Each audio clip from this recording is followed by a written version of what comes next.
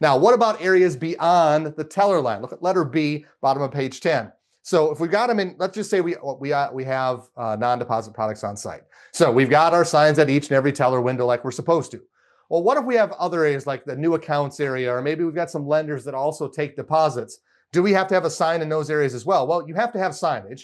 You could put a sign at each desk and that would be fine too. Okay, or in those areas that are not teller windows, you could put up a single sign so long as it can be seen from all areas where deposits are taken outside of the teller line, where they have to have their individual single signage there. So that's something that was relaxed that wasn't there prior to December of 2023.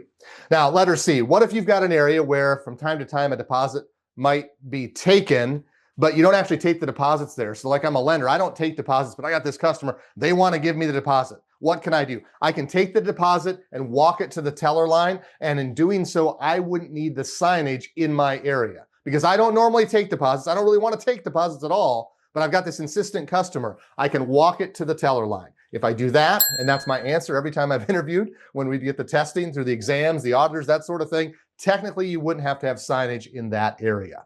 Make sure people understand the rules ahead of examinations because there's a chance they could be entered. This is low. This is not high on the to-do list when you have exams, but you don't want to get tripped up on something simple like this.